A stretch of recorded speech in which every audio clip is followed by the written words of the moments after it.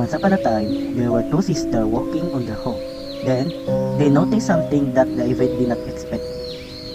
Beverly, muli na lang ta. Basin pangitaon ta sa itong ginikanan. Tara na.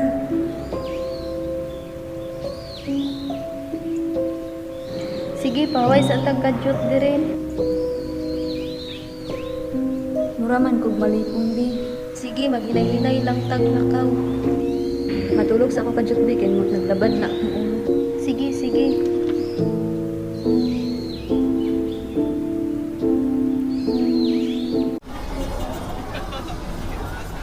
This is an unexpected event where they are thrown into the future world. The two sisters are fascinated by what they see. Bi, mata na. Hala, nindot lagi na ilang palibot diri. Asa, da itadapita.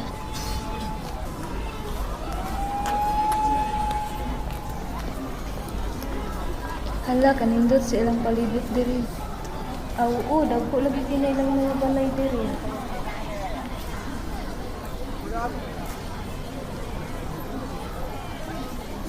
As the two sisters walk, they notice many changes in their surroundings, such as the building, park, many cars, people as they walk. They came across a school where they hit a student.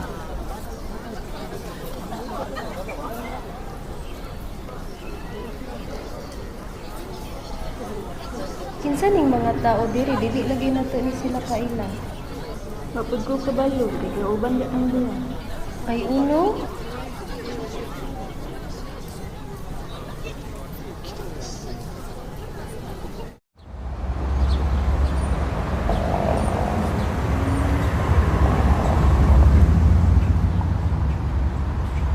Why did you hit me?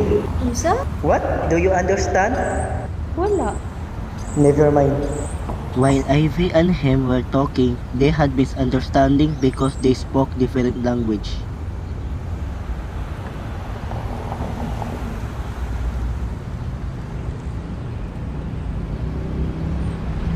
Unsa ni? Do you know what is this? Wala. Cellphone. Unsay cellphone? It is portable electronic device that use communicate through voice, message, and text. It's also used communicate anytime, anywhere. Unsa na siya paggamit?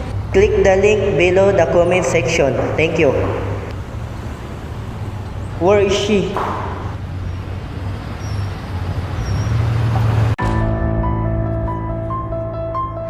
Bi, nagdamgo ka? Oo, nakadamgo ko na ako'y nakabangga laki, nagdala siya og cellphone. O ako pud bi nakadamgo sab ko. Kabalo ka unsa naa ka huya? Wala. Naaman daw nagpuyo diri in kanto. Wala kahadlok. O ana man to tong lula sa una. Wala kahadlok, uy. Tala, managan ta!